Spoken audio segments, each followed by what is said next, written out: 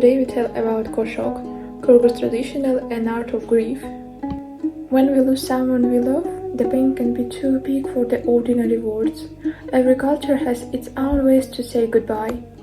But the Kyrgyz people have an ancient tradition that is very deep, beautiful and touching. It is called Koshok. In simple words, Koshok is a traditional funeral song of grief. But it is not a normal song that someone writes down or practiced before. Koshok is a 100% live improvisation. It is a mix of crying, singing and poetry. This sacred duty belongs only to woman. A woman who can sing those poems is sadness well is called a Koshokchu, and she is highly respected.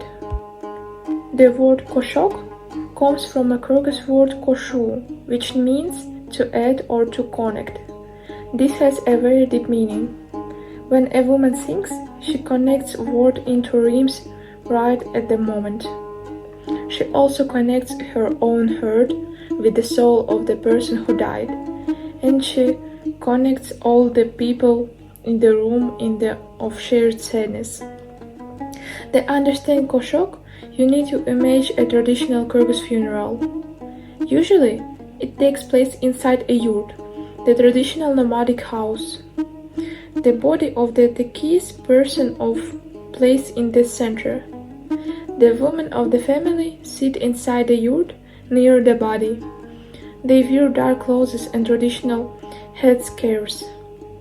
They turn their faces to the wooden wall of the yurt, cover their eyes and begin to sing cry. Kyrgyz men have a completely different role. They are not allowed to sing Koshok. Instead, men stay outside the yurt. They express their grief through a loud, deep and heavy crying called okkuruk. For anyone visiting a Kyrgyz funeral, this sound is unforgettable. You hear two things at the same time: the deep crying of the men outside and the poetic, emotional singing of the women inside. It creates a very powerful and sacred atmosphere. But what do the women actually sing about in a Koshok? They don't just repeat "I'm sad." A Koshok is actually the biography of the dead person, told through a sad poem. The woman remembers everything good about their life. For example, if a wife loses her husband, she sings about how strong and brave he was. She describes how he protected the family and how cold and empty the house feels without him.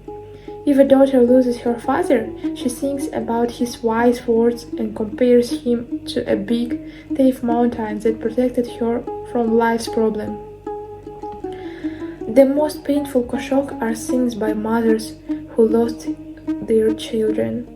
A mother might compare her child to a beautiful young bird that flew away too early, or a flower that did not have time to bloom. In this way, Koshok is a final gift of memory to honor the person.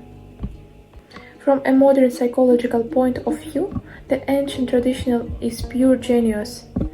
For centuries, Kyrgyz people lived a hard nomadic life in the mountains, where there were no doctors or therapists. They had to find a way to survive great tragedy. Koshok became a brilliant way to release emotions. When a person experiences a terrible shock, like death, their mind can breathe.